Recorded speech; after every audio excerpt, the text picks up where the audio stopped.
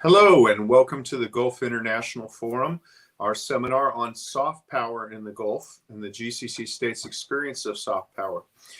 We're very pleased to have you here today, and we're honored to show to you a panel of international experts on not just soft power, but also, given that the World Cup of soccer, I believe, is going on right now, experts in soccer, both as professionals as well as aficionados. My name is David Roches. I'm from the Near East South Asia Center at the National Defense University. My remarks do not reflect any U.S. government's views and positions. One of our panelists, Dr. Diana Galeeva, is encountered some technical difficulties. We hope to have her on shortly to join us. The topic of soft power is something that has seized many people's imagination in both academia and policy circles since it was coined arguably by Joseph Nye. And soft power is often posed as an alternative to traditional hard power, which is usually posited as a guns versus butter choice. I don't know how valid or real that is, but what I can tell you is that soft power and working in soft power is a lot more fun than working in hard power. The scholar David Roberts uses the acronym MICE for meetings, international cooperations, incentives, and exhibitions. And the Gulf states have been at the forefront of this.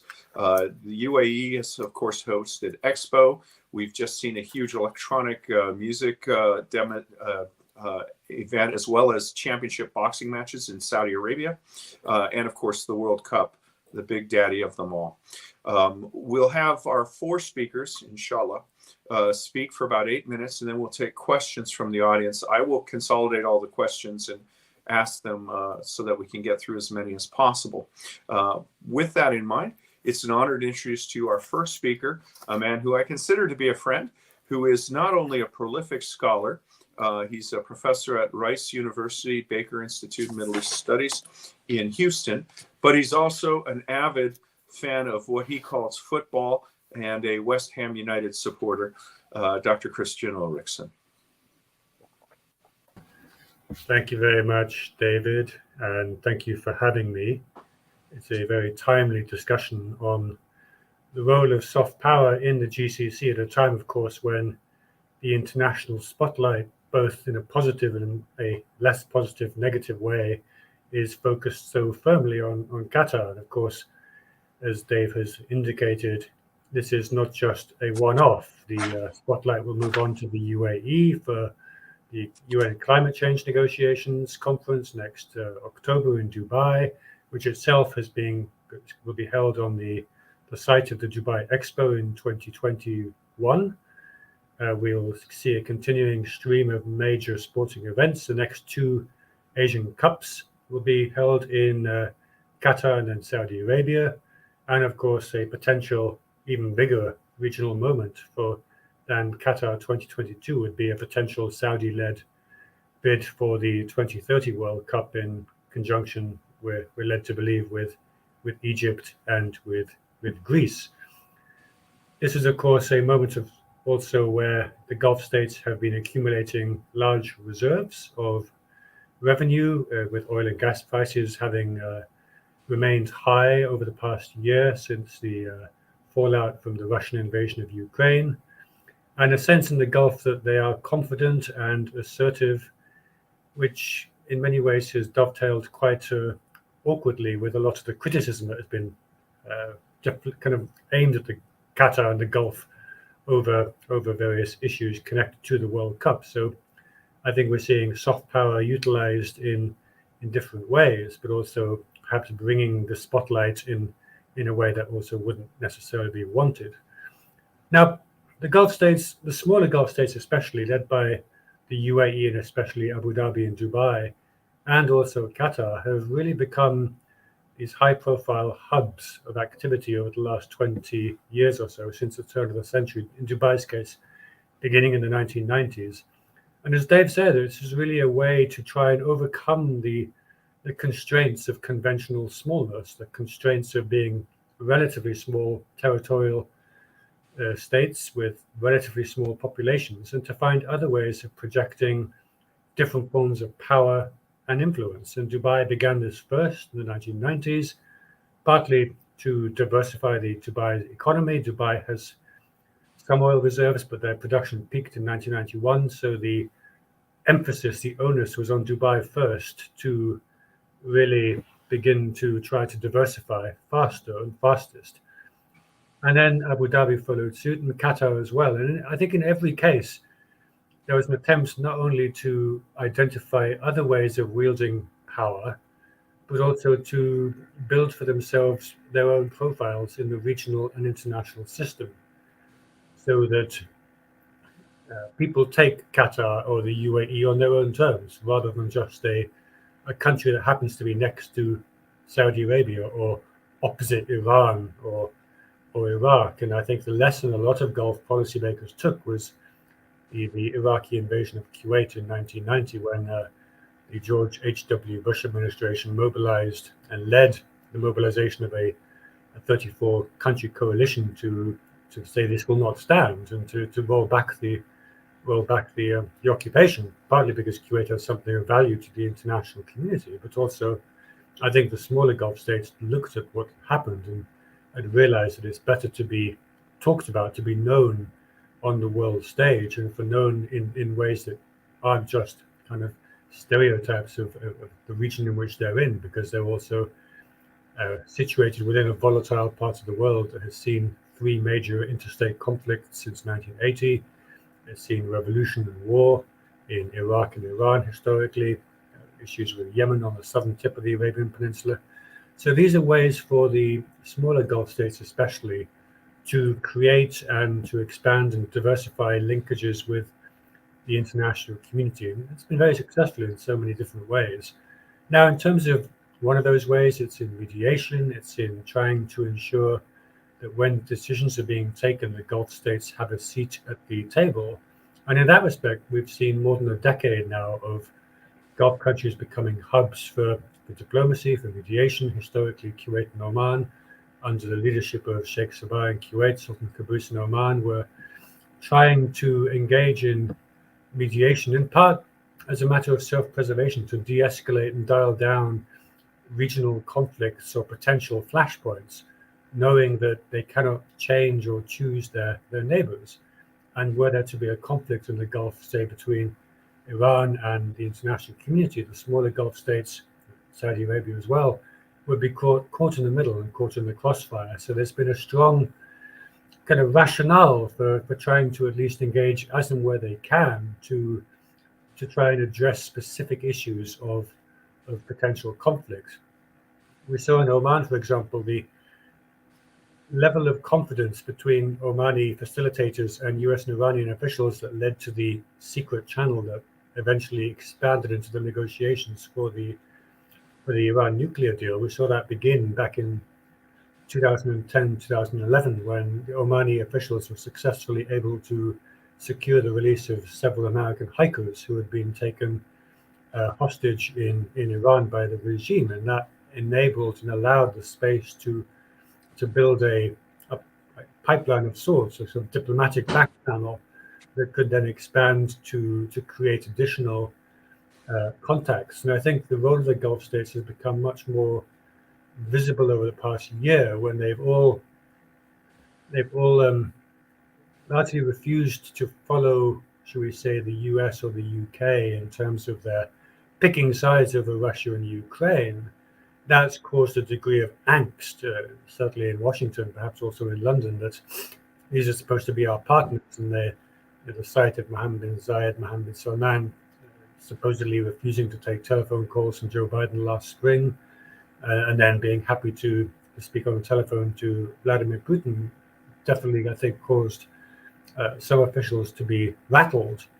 But I think we're also beginning to see, and we've seen just last week, where, again, Saudi and Emirati officials can at least play a role in passing messages to the Kremlin. We may not like the fact that they haven't downgraded or cut relationships with Russia, but some of these relationships are becoming more useful the longer time goes by. So I think all the Gulf states are engaged in some degree of hedging, in balancing different relationships. Whether or not that's sustainable going forward, I think, is another matter. But until now, we're seeing the Gulf leaders refusing to take sides and continuing to try and engage as and where they can to ensure that if something happens in the region, that they won't be on the front line. They won't be the ones hit first and hit most directly. And we see that also in relationships with Iran as well, where after the attacks in 2019, the Saudis and Emiratis separately but simultaneously both began to engage. So using their own assets as and where they can to try to at least secure a little bit more of a region that can live with each other, because they know that on a conventional way, they wouldn't have the capacity militarily to necessarily make a difference. So with that, back to you, Dave. Well, thank you. So food for thought. I was just thinking while you were speaking, these are all good points. And we actually have an illustration of soft power in action here. Every person you see on the screen in front of you, whether they're British or not, was educated at a British university. And the Gulf states are working at that as well. With that, we've been joined by Dr. Diana Galeeva. Dr. Galeeva is currently in an academic post at St. Antony's College, Oxford.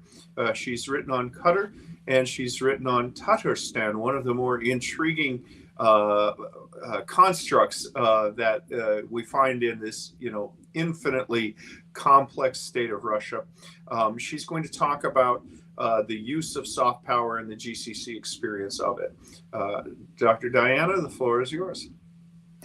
Good evening, and thank you very much for this opportunity to join such very timely and very interesting discussion.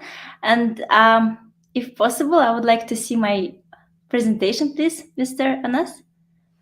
Yeah, 1 second. Thank you so much. So I'm pleased to share general policies of the Gulf soft power implementation, drivers behind it, results achieved, and the limitations. And due to the shortage of the time, I will discuss some points briefly, but I'll try to put some additional information in the slides so we can discuss these points in Q&A. So I believe we can explain the use of soft power by the Gulf states through the mix of reasons, which involve is geography and neighborhood. And 5 of the 6, as we know, 5 Gulf states, they have a small area and population. So based on the quantity characteristics, they can be understood as a small states, including in their security concerns, and especially remembering the experience of Kuwait. So the visibility has been crucial. Thank you so much, Mr. Anas. So this is the beginning of my presentation. We can see this. Can I see the second slide, please? So that's what I'm trying to now explain, the drivers behind the using of soft power. And also since 2000, we can see these dynamics that basically the outcomes of the Arab Spring, because of the accumulated wealth and the emerging power vacuum in the MENA region, have assisted in increasing their role at the regional level by offering proactive foreign policies. And at the same time, they have been interested in overcoming the cliche of kind of this energy-rich monarchy. So soft power policies in this regard were effective, which helped them to bring visibility to states, compete with each other, and not, I believe, not just between each other, but also with ruling families the same. And it's very quite historical and long relations between them. And also it, in a way, assisted them to project power in the MENA region and also worldwide, as I will discuss. Can I see the second slide, please? So Kuwait soft power, here you could see some slides, and I would like to stress that Kuwait soft power is especially focused on offering humanitarian aid. Particularly Kuwait launched a fund for Arab economic development in 1961, and since then country has spent more than $20 billion. The Kuwait Fund for Arab Economic Development model was later adopted by other GCC states, and it's quite notable to see all the kind of initiatives of this organization. And one of the examples can be Emirates hosted Arab Asian and Arab African Summit and held 3 international humanitarian conferences for Syria. Can I see another slide, please? So in this slide, I've tried to put also amongst most recognized soft power initiatives, and I believe the distinctive characteristic of its soft power approach are in its diplomacy, which is striving to promote good relation with other states and adopting a policy of non-interference of into others' internal affairs. This neutrality is based on not only playing on not playing in sectarian or a power narrative, and also not belonging to anyone else, maintaining religious, economic, political neutrality, and knowing your own foreign policy. Can we see another slide which will show us Bahrain's soft power? And I would like to point out Bahrain's usage of sport. The Formula One Bahrain Grand Prix first took place in April 2008, and it made history as the first Formula One Grand Prix to hold in the Middle East. And next one, please. With regards to the Qatar's soft power, actually we can view it every day now by watching football matches at Qatar's World Cup 2022. And I believe other distinguished speakers will discuss the mediation efforts and sport initiatives, but I also try to put some their important also policies, and I'm happy to discuss that in Q&A. If kindly I'd be able to see the second slide. Here we could see Saudi Arabia's soft power, and in a way, is the most, I believe, noticeable soft power initiative. It's religious soft power, as in Saudi Arabia is based 2 holy kind of places in Islam. It's Mecca and Medina, which makes it the crucial state to the MENA region, Arab world, and the Muslim world. United Arab Emirates also projected their soft power, and actually they even have their own soft power council, which was launched in 2017, and during the government's annual meetings. And the soft power strategy of the UAE aims to increase the country's global reputation by highlighting its identity, heritage, culture, contributions of the UAE to the world. And currently, close to the involvement, can I reach? Okay, thank you. Currently, the close involvement of soft power is bringing the country benefits. And first, for example, the UAE was rated first regionally and 10th globally for its influence in the Global Soft Power Index in 2022. And this recent admiration of Emirati soft power can be mainly linked with its for providing foreign aid during the coronavirus pandemic. Can I see the second slide, please? So generally speaking, the GCC states' use of soft power policies allow us to discuss them in terms of the qualities rather than to focus on their quantity. Along with serving important branding initiatives, soft power has assisted these states also to project power, and not just at the regional scale, but also at a global scale. And also here we perhaps can identify another distinctive feature of soft power implemented by the Gulf states, such as its flexibility and reactive foreign policies. For example, again, tackling the coronavirus pandemic. Can we see this last one? It's about limitation of the GCC's soft power implementation, and I think here we can discuss some limitations of collaborations between different types of power. For example, the possibility that hard power can undermine soft power, and this occurred with the Saudi Arabian led coalition in Yemen, for example. Another case is correlation between soft and sharp power. Sharp power features in authoritarian regimes' power projection, and some Gulf initiatives being harmed and criticized, especially in the West, over the human rights issues, for example, which eventually also harm their soft power. Finally, in my book, I presented alternative rented power, which I argue relies on engagement with non-state actors to wield its power, and by doing so, renting the well-established influence of non-state actors using their transnational nature. So, in other words, rather than to rely on their own power resources, these Gulf states, they basically rely on transnational nature of non-state actors. So in other words, what I'm trying to propose is that perhaps sometimes some initiatives we must understand not using by well-established kind of these types or series of power or any other, but also by proposing and considering some alternative and differentiate terminology. And last slide, if I may, I would like to thank you very much for your attention. Thank you. Well, thank you, Diana. That was great. So a lot to go over there in terms of the overall theory and tour d'horizon. And I think the talks actually worked better going with Kristian and Diana than as we had planned it. Moving specifically into the world of sport, we have now Professor Simon Chadwick. He's a professor at Schema Business School in Paris, one of the Grandes Écoles, which has global campuses. He's been described by the Times newspaper as the guru of British sports management. And I'm pleased to say that he informed me just before we started that his school is opening a campus in Montreal. So I look forward to him using his skills to bring the Montreal Canadiens back to their righteous place atop the world global professional ice hockey ranks. He's going to talk specifically about sports diplomacy, and apparently there's something going on in the Gulf right now. Professor Chadwick. So I've brought my red and yellow cards, so it's nearly kickoff.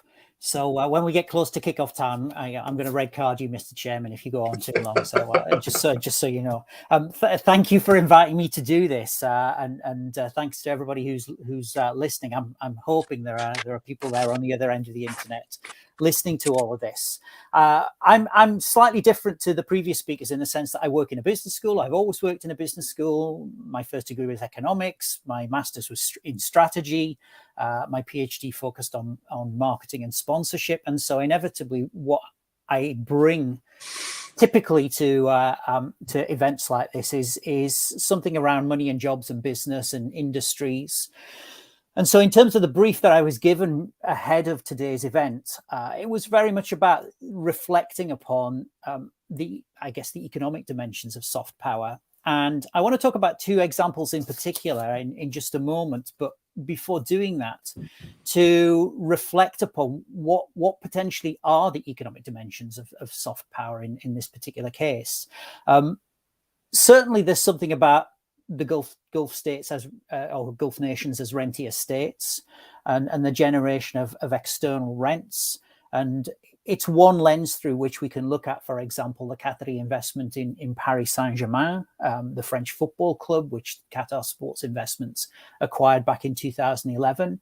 And I think at that point, just to digress a little and to acknowledge, Mr. Chairman, what you said at the beginning is soft power is a lot more fun than hard power. What I find particularly interesting about Paris Saint-Germain, and which is something that preoccupies me and continues to do so, is the way in which the club, or more specifically the Qatari owners, have used fashion and music and urban lifestyle as a means through which to project a particular set of values. And I'd love to talk more about it, but obviously in the context of the short time we have to speak, I can't do that. So I think there is something about rentier states. I think there is something about employment and exports and contribution to gross domestic product. And we shouldn't forget, and I think one of the things that many of us now are increasingly familiar with is this notion of economic and industrial diversification in preparation for what may become after 2045 a post-oil and gas world. But connected to that as well, I think there is something around national competitive advantage.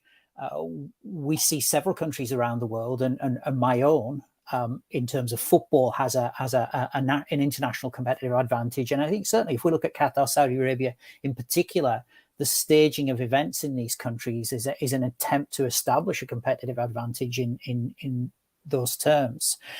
But what also I observe when I've been in the Gulf is this deficit of enterprise. And so, as many of the listeners will presumably know, the notion of big state in the Gulf nations is really significant, and there is this shortage of entrepreneurial spirit and the absence of an entrepreneurial culture, certainly by comparison with some of the nations in the world, that I think what the GCC countries are trying to do is to address this deficit through sport. And I'm thinking about, for instance, one of the early projects that the Supreme Committee in Qatar introduced, Challenge 22. And Challenge 22 was very much around trying to promote a more entrepreneurial culture, prompted by the staging of the World Cup. The other thing that I'd noticed and wanted to specifically mention, and this leads me into the two examples I want to talk about, is the way in which the GCC nations create networks. And those networks are networks of influence, but I think they're also, if we're talking economic terms, they're networks of building economic relationships and bilateral trade relationships. And so that leads me into talking about, firstly, Abu Dhabi's acquisition of what was initially Manchester City, the English Premier League football club, which subsequently became the City Football Group. And this is an organization that now has a number of franchise clubs across the world. And I think many people see this as consistent with the creation of franchise networks by other entities, and I'm thinking about Red Bull in particular. But I think the way in which Abu Dhabi has managed the creation of this network is really significant, because on the one hand, the network of 11 clubs is oriented towards talent acquisition, early spotting of talent acquisition. And clearly that has an economic dimension, because if you're able to identify and acquire talent early, and then add value to that talent, so that when ultimately you transfer it, you dispose of the asset, you move it onto another club, you make a profit in doing so. But I'd highlight two cases. The first one is of City Football Group setting up a franchise in Chengdu in China. Interestingly, Chengdu is the cultural capital, or is seen widely by many people as being the cultural capital of China.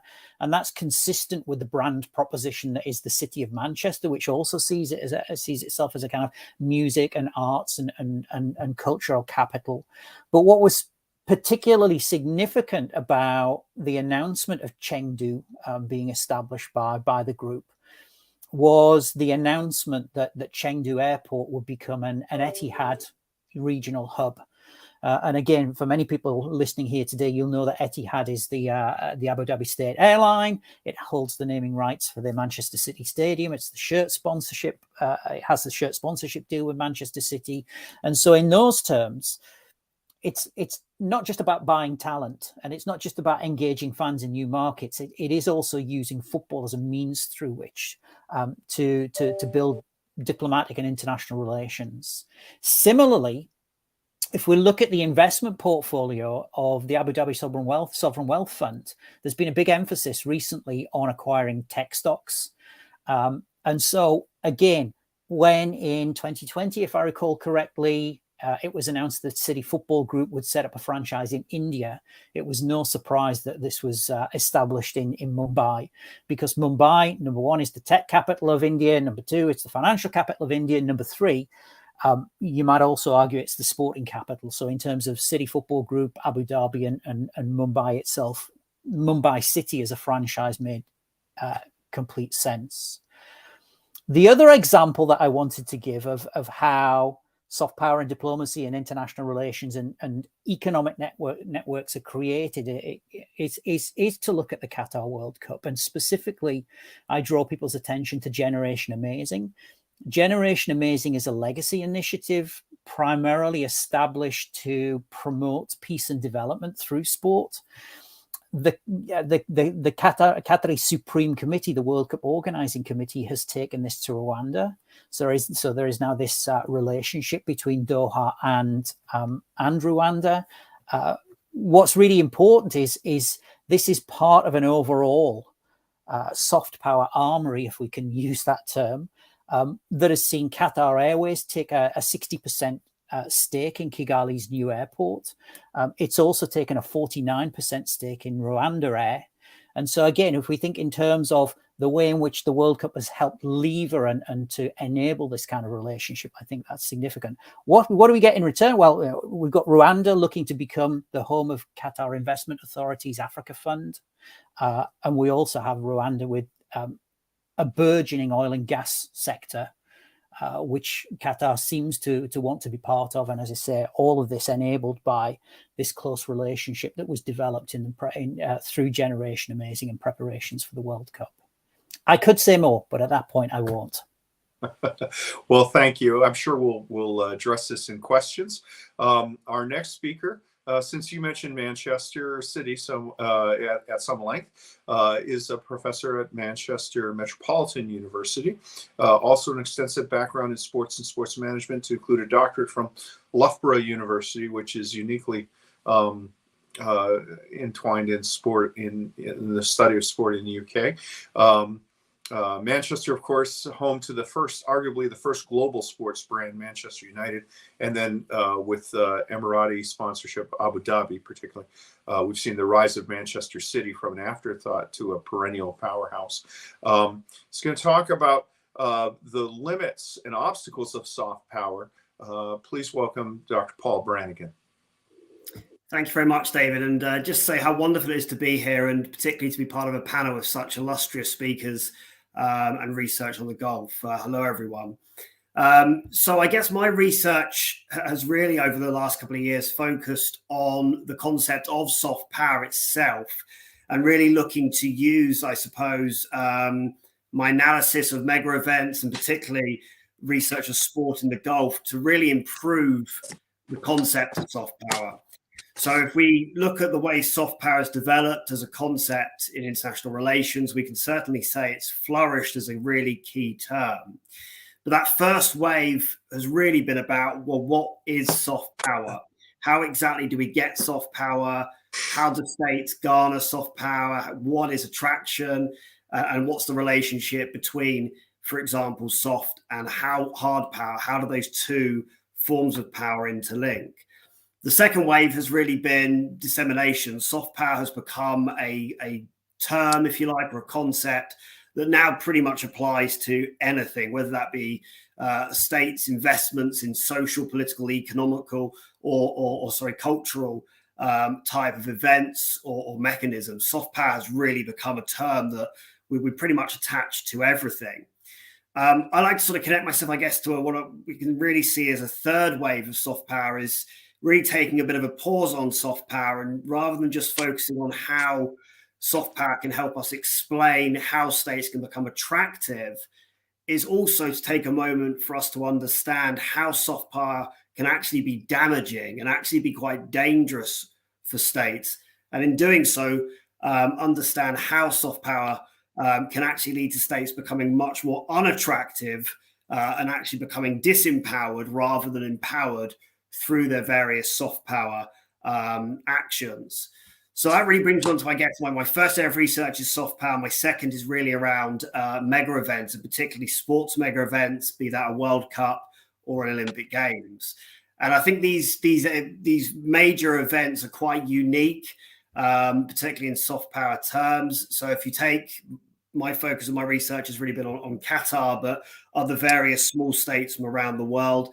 If you're a small state who's looking to introduce yourself to global audiences, as Qatar has tried to do over the last few decades, there's a number of things, obviously, as a state you can use to try and increase your visibility, and therefore also build a soft power brand and soft power portfolio. And if we look at a number of things that states could try to do in order to do that, we can take sports mega events, Olympic Games, World Cups, which attract audiences in the billions. There's very, very little actually, or a few other things that can be used in such a great way for states to really sort of get their soft power message across. So Joseph Nye, who, as we said, arguably coined soft power, he would argue the most successful states in the 21st century are those who gain vehicles of what he calls strategic communication. So how do states, particularly competing against other states, break through the white noise that is soft power. Every state is always looking for new ways, new competitive ways to get their soft power message across. You have messages bumping into each other constantly. And as societies, we are today bombarded with information. So how do you break through that? How do you really gain attention from international audiences? And certainly mega events and sports mega events are arguably one way to do that. So we take Qatar, for example, we look at, there's a number of obviously reasons why Qatar wanted to host the World Cup, but one of which was certainly to overcome its invisibility, and in particular, to really legitimize its right to sovereign independence, and of course, to sort of emerge somewhat from the foreign policy shadow of Saudi Arabia. So, but in trying to do that, what my research is really focused on is, okay, well, what are the pitfalls of that? What are the dangers of that? And I think one of the things we see is there's a certain sense of irony here, and Qatar is probably the quintessential example of soft power irony. So if we take this country, Qatar, and we look at the World Cup, for example, here's a state that's invested billions, hundreds of billions, in hosting this tournament, in part to improve its image. Now, what mega events actually also do is they also provide other actors who are part of this competitive soft power game an opportunity to discredit and therefore disempower the soft power sender. So while mega events can be used by their host nation to acquire soft power and broaden and improve their soft power portfolio, they also provide the opportunity for various non-state actors, be that the global media, various international non-governmental organizations, various, for example, charities, but also human rights organizations, and of course, other states, the opportunity to actually also provide different discrediting information which directly contradicts the kind of messages that the sender state is trying to get across to soft power receivers, i.e. global audiences. So let's take, for example, the World Cup, and Simon mentioned there about generation, amazing, and all the stuff that the World Cup's looking and Qatar's sort of global sports investments looking to do in terms of positioning Qatar as a very humanitarian friendly a country. And, you know, Kristian also mentioned there about mediation as well, in terms of, again, Qatar trying to provide itself as a very friendly, benevolent, but also useful actor on the world stage, with others' concerns at the forefront of its mind. Now, if we look at actually how a lot of audiences have actually come to understand Qatar and be introduced to Qatar around the world through the World Cup, the actual message is the opposite to that. Actually, one of the key things that Qatar has become known for has been its various human rights issues at home, and also accusations of bribery and corruption. So this is a key thing where we see what I have previously termed as soft disempowerment. Actually, what we've seen is by Qatar trying to gain soft power through a mega event, what's happened is encourage others, such as the Sunday Times, the Guardian, Amnesty International, whoever it may be, to use the event to actually showcase Qatar's negatives at home. So you have these two competing sort of discourses and narratives. The one is that Qatar's trying to put out, but then there's the other one that's trying to deliberately discredit Qatar as well. So we see here how these mega events, by investing in these, can actually damage a state's image. And I think looking ahead to this as well will be, of course, we know that Qatar has, in the words of Amnesty International, abolished the kafala system and made significant strides in terms of social reforms and the reforms around workers' rights. What will be key moving forward, of course, is how far Qatar looks to continue with these reforms, particularly once the gaze of the global media has come and gone once the World Cup is over. So I think that will be really, really key in terms of those limitations. I think the other key thing as well here will be, and Simon mentioned this a lot around about sponsorship as well. We've seen these Gulf states really carve out a really key area for themselves in global sports sponsorship. How long will that last? If we look at some of the sponsors like Saudi Aramco, Qatar Airways, the Etihad, you know, we bring in other areas around environmentalism. I think a key thing here will be is how long can these countries essentially use too much hard power in a soft power attempt which, and yes, a hard power actually ends up discrediting their soft power. So yes, in short, is although the sport may have certainly benefited these countries in terms of soft power, it's also brought a lot of negative press and therefore soft disempowerment too. Back to you, David. Well, I was just thinking of the Japanese proverb, the nail that sticks up gets hammered down. And I won't, it's an open question for perhaps for people to ponder on rather than the panelists to answer, as to whether or not any country that is not authoritarian, at least, or a monarchy, can actually afford to produce these global mega events like the Olympics, the World Cup going forward. Well, rather than me monopolize this, so we have some questions from the audience. So let me start those out. The first one goes to Dr. Ulrichsen. Do you think the start or maybe the end of the 2017 Gulf crisis was affected by the blockading states' concern about Qatar's increased influence in media, mediations, and other soft power tools? Well, thank you for the question. Just very quickly about your point about monarchies and authoritarian states. One reason the 2022 Winter Olympics were in Beijing was because Oslo in Norway had initially planned to bid. Yeah. And they put it to a citywide referendum in 2013, and the inhabitants of Oslo voted against it. They didn't feel it was enough value for money for a 2-week event, and so you do raise interesting questions. Now, obviously, the next World Cups in North America, the next 3 Olympics are all in sort of quote-unquote Western states in Paris, Los Angeles, and Brisbane, but after that, into the 2030s, I think it's anyone's guess. Now, in terms of the Gulf crisis, I think the reason for the Gulf crisis was a sense in Saudi Arabia and then Abu Dhabi that Donald Trump's victory in the election in 2016 offered a once-in-a-lifetime opportunity, in their view, to try and put pressure on Qatar to rein in some of the activities they didn't like, including, of course, shutting Al Jazeera, closing down a lot of the media.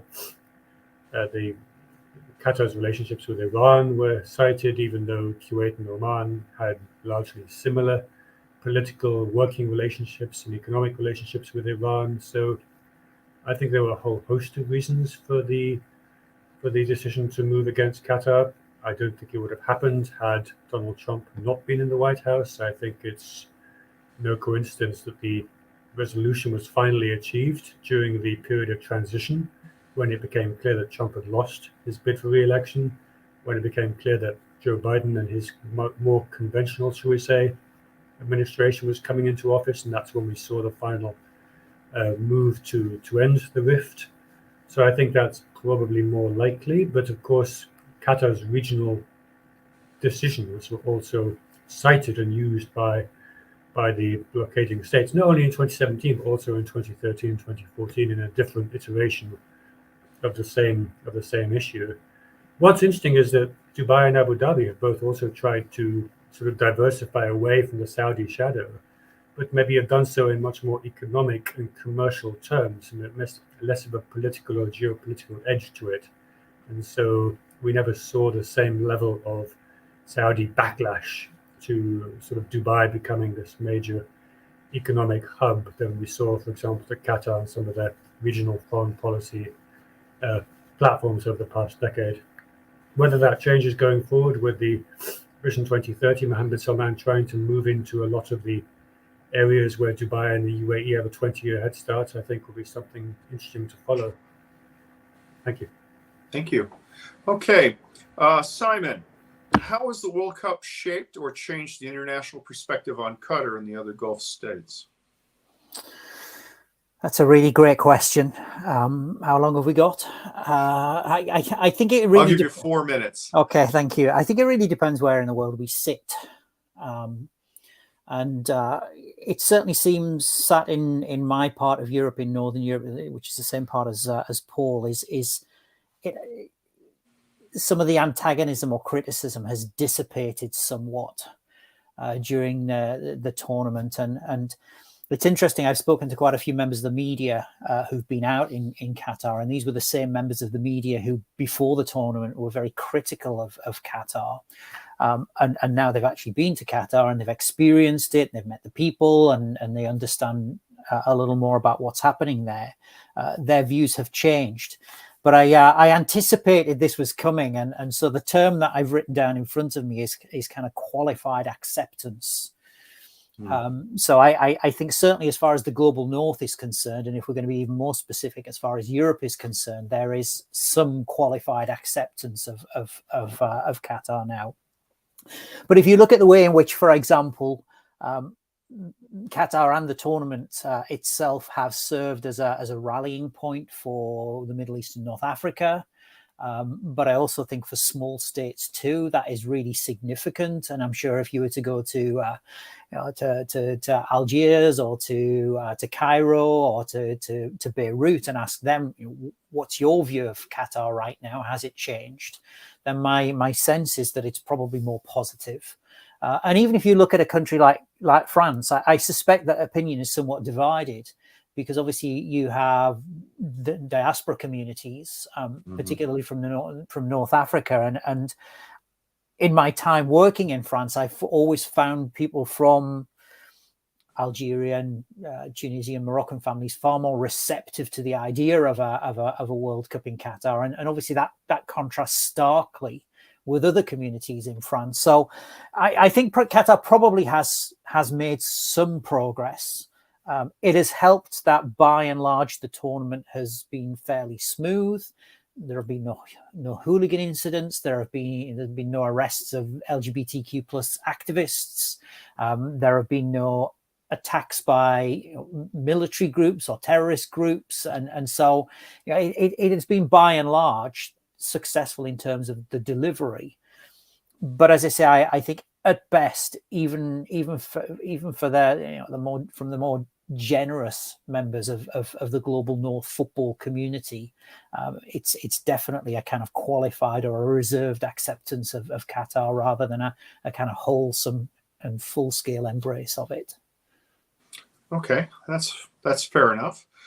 Diana, are Saudi Arabia's tourist efforts like NEOM or perhaps even the big cultural things like the Jeddah Grand Prix, the heavyweight boxing championship, creating a peaceful and attractive environment for Westerners, or trying to do that? Is that a useful soft power tool, or is the juice not worth the squeeze?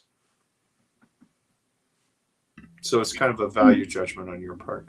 Thank you very much for this very important question and very timely.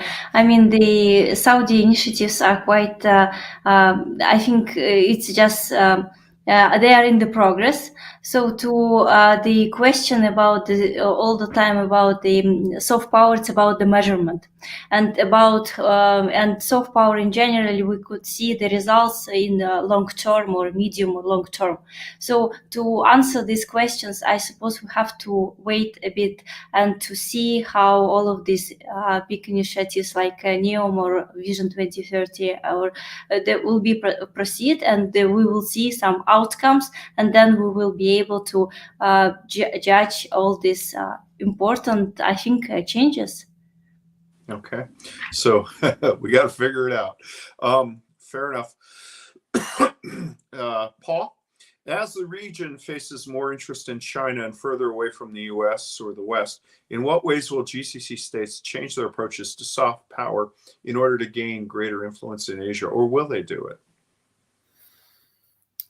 That's it's an interesting question. Before you go, let me. So the subtext of it is a lot of the soft power we've seen are things that are very, very resonant with the West, but not so much to the East. Mm-hmm. And as we look towards the East, how will that go? Sorry. Thank you. Yeah, so and I think again this comes back, Dave, to my point, I guess, around soft power has really become a buzzword that we describe around everything. I think what's quite interesting here as well is a broader issue is soft power controllable? Can states really control soft power, or are they just putting things out there and sort of seeing what happens and where it goes? Because I've spoken to various policymakers in Qatar and across the UAE and also the Gulf. I've never really got a really strong sense that there is a written down, very solid soft power strategy in place that says, right, this is our plan and this is exactly who we want to be the receiver and we want to attract. So that's not to say soft power can't be controlled in that sense. You can certainly have a targeted attraction process, but I don't think it's fully controllable where you can suddenly just switch it off and say, right, we're going to not bother with the US soft power. We're going to focus on China soft power. I'm not sure it's as simple as that. But look, I mean, if any country who wants to wield soft power on the international stage, you certainly have to go where the various power chains are around the world. So as we see the continuous rise of the East and various other countries around there, I think Qatar will want to be, knowing places like Qatar, they will want to have a seat at the table in terms of wielding influence in those key strategic areas, most certainly. Yeah. While you were speaking, that reminded me one time when I was in the Pentagon, I had a conversation. I can't remember if it was with a colleague or a subordinate. And they said, well, what is soft power? And I said, well, soft power is a kind of power that you can't use to achieve any specific policy aim. So it's kind of a Ambrose Bierce devil's definition thing. But yeah, I take your point. It's kind of, rather than a focus thing, soft power is more of a miasma. It's sort of a general, it's hard to get around. We have a question from my old friend Munzir Sliman. Can the panelists, and I'll throw this to the group, can you comment on the net result of GCC soft power in the specific case of Lebanon?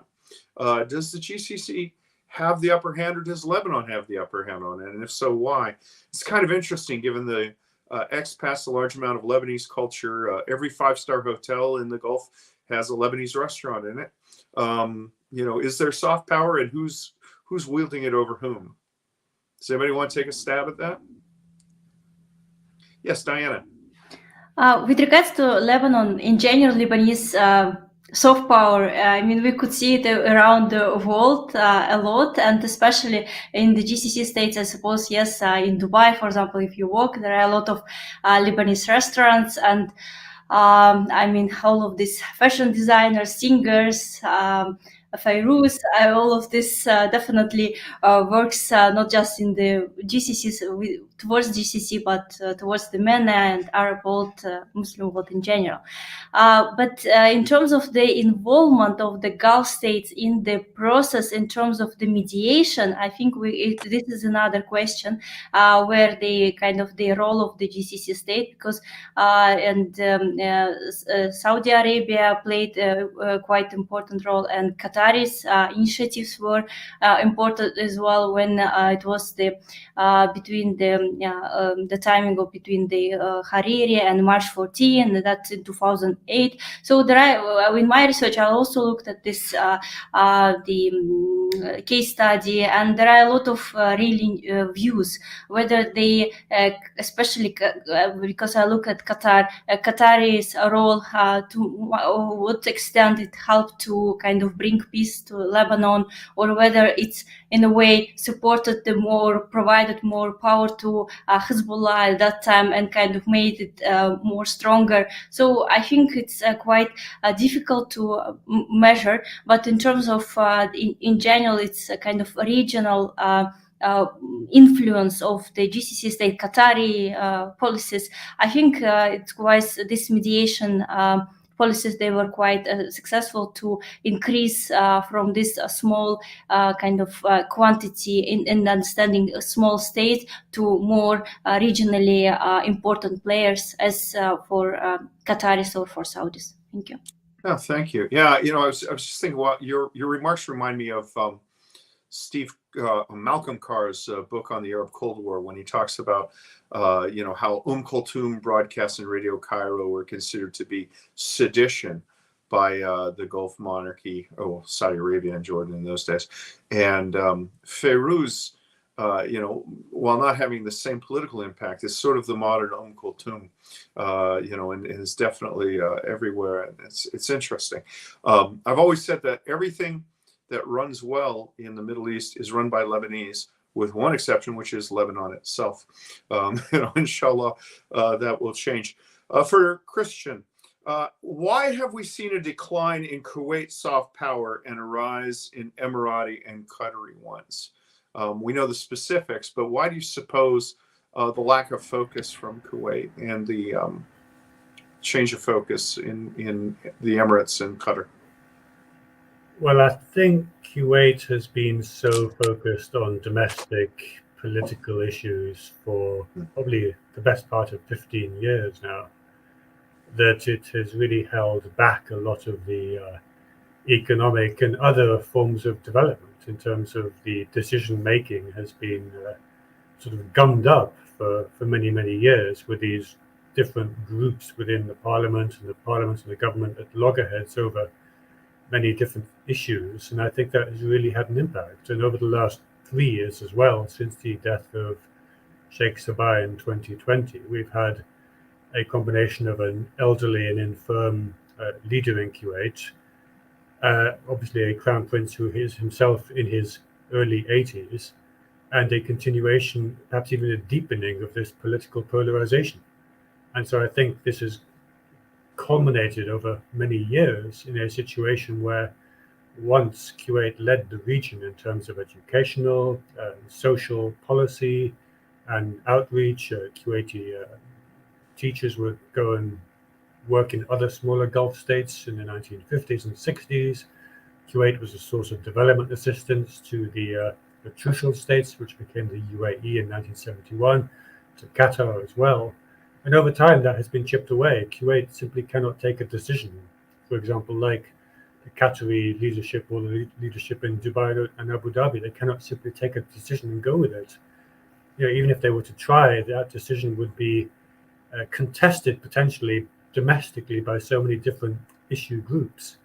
And so I think that, for me, is the reason why there's a sense that I think there's that phrase, you know, Kuwait is the past, Dubai is the present, Qatar is the future, or the other way around. But certainly a sense that Kuwait regional position is something that has not endured into the present. Yeah, something to think about.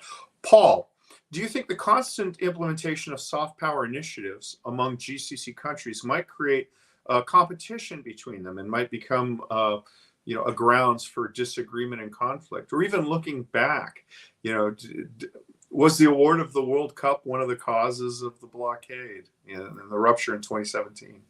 What do you think? You can answer either. Yeah, I mean, certainly some have said that. Some have also argued that, the World Cup was arguably the thing that brought the blockade to the end, particularly given that Qatar didn't succumb to the 13 demands that were set out. So I think, look, I mean, if you, one thing I've noticed, I'm obviously not originally from the region, but having studied it, is if you pick up a copy of the Qatar National Vision 2030, and then you pick up a copy of the UAE and Saudi Arabia's equivalents, it's not a cut and paste as such, but they are very, very similar in terms of what they want to do. So I think you've got here, obviously, a region that's fueled by a great amount of wealth, and all those countries in the GCC are moving very, very quickly, and therefore, they all equally want to have a share on the certain matters and global influence. So yes, I think there is quite a bit of competition there amongst them. I think you look at Saudi Arabia, for example, in the last few years, really ramping up its investment in global sporting forms. That wouldn't surprise me if that was also partly, gazing at to what Qatar has done with global sport and trying to really get in on the action as well. So, yes, I mean, I think this region will certainly be crucial moving forward in the next few decades, be that in sport, in politics, culture, whatever else it may be. And therefore, these states are going to have to compete with each other in order to get what they want. So take, Olympic Games, for example, or the way that, as you mentioned, I think, David, that Saudi Arabia now after 2030 World Cup. Well, which of these countries of the GCC will be the first to host the first of the Middle Eastern Olympic Games? And who would want that? It's, all of them would probably want it to a certain extent. So yes, I think we're going to see a bit of a soft power battle in the region as we move forward. Well, it'll be interesting to see how the marathon goes if they run the Olympic Games in August in the Middle East. That's something to see. I mean, we've also had the criticism for the Los Angeles Olympics. So when we've had the marathon there, it's always been brutal. Simon, you're a professor at a business school. So we have a financial question. Do you think the GCC states will use their sovereign wealth funds in the future more as a soft power tool? Have they been successful in utilizing them? That's a really great question. if you look at what, as I've already pointed out, Qatar Sports Investments does at Paris Saint-Germain, the creation of relationships with fashion labels, for example, has been really significant, and so this deployment of soft power, I think, is really softening in terms of the image and associations that people have through a club like Paris Saint-Germain to states like Qatar, and I think what is happening is that sovereign wealth funds are therefore shaping our not just perceptions, I think, of countries like Qatar, but our overall engagement with them. So the word legitimacy was mentioned a little earlier, and I think the end point or the end game of legitimacy is really, so that we don't even notice or think about or question the role that Qatar might have in our associations with music or fashion and so forth. But I think beyond that, if you look at what Saudi Arabia has done at Newcastle United, £300 million. This is just, this is pocket money for Saudi Arabia. But what does Saudi Arabia get in return? It's very much about image and reputation. At one level, they're associated with, as you yourself, David, said earlier on, arguably one of the most powerful sports brands in the world, the Premier League, and obviously the associations with Manchester United and Arsenal and Chelsea and so forth. But what I find particularly interesting with the Public Investment Fund is the way it is already using its investment in football as a node in a network that enables the achievement of other opportunities. So we've seen the Public Investment Fund, for example, through a vehicle, acquire a local chemical plant. If you look at what Abu Dhabi has done in Manchester, it's not just owning a football club and playing football.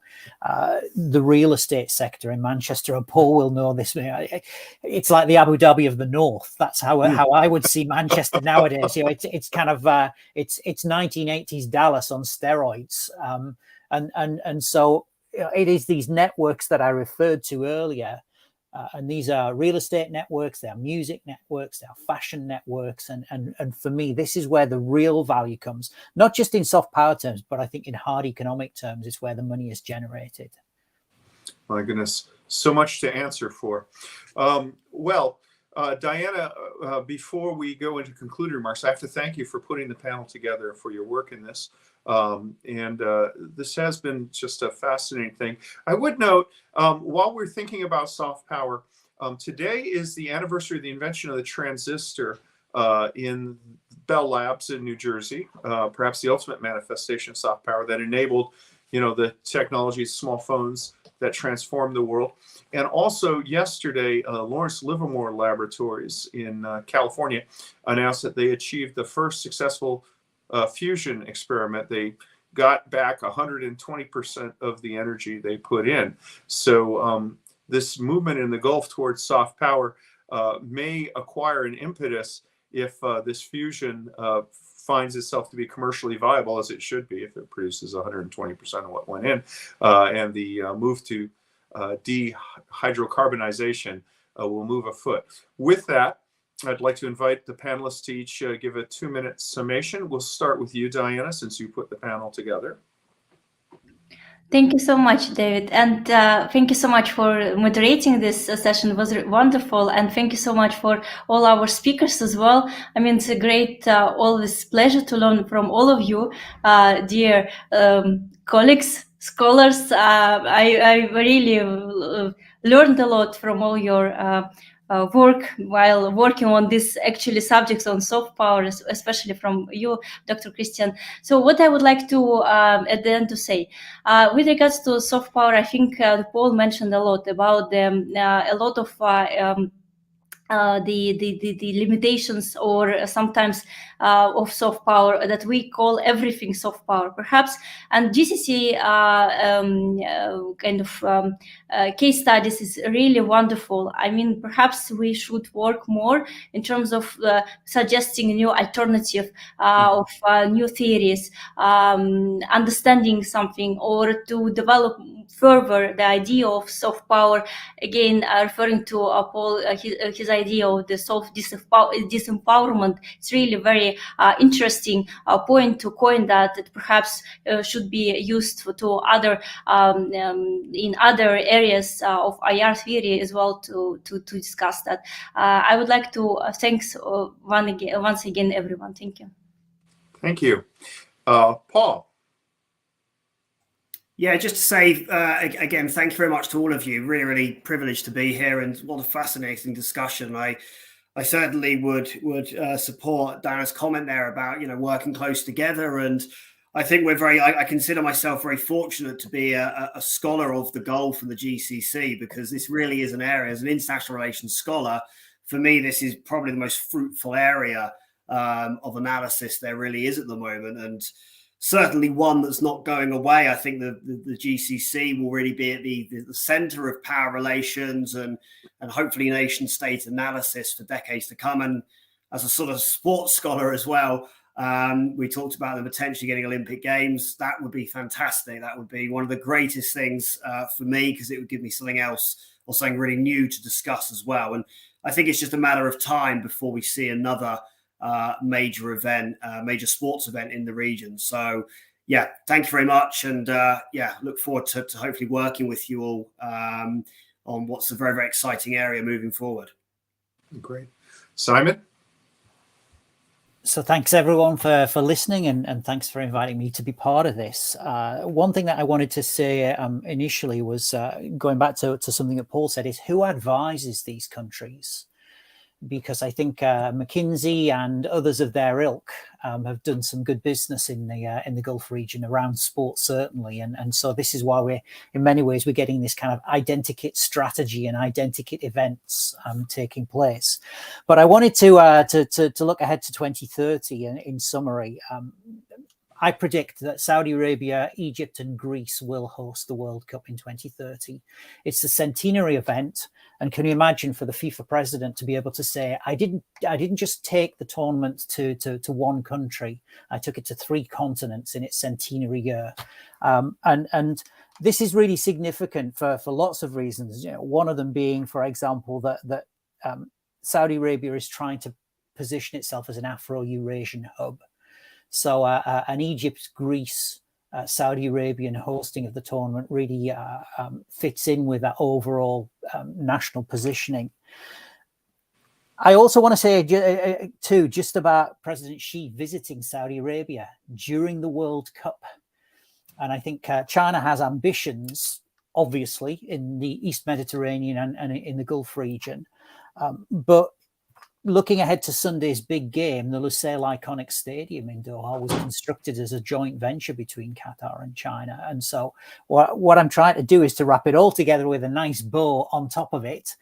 There's something really important about networks and interdependencies and power and control and resource acquisition.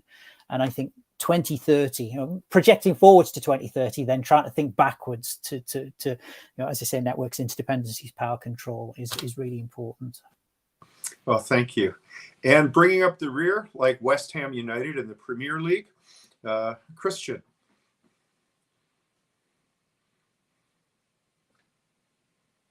Can't hear you, friend.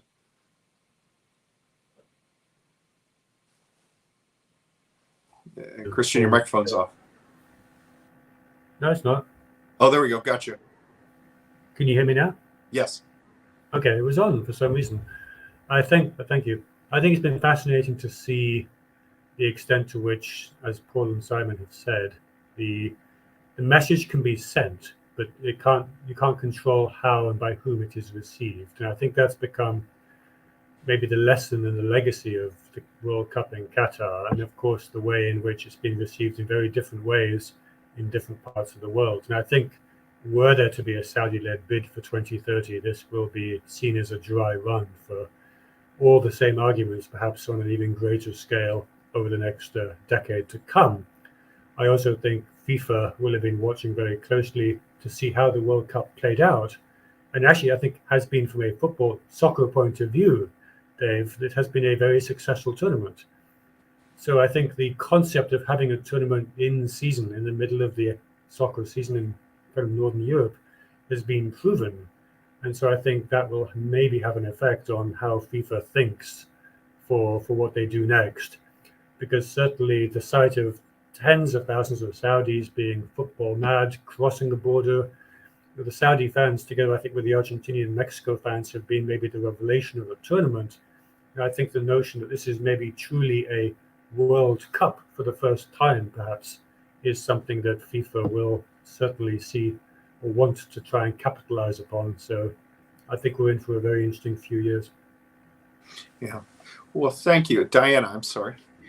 Sorry, I just would like to say thank you so much for Gulf International Forum for bringing us together and for this opportunity to organize this very important event. Thank you.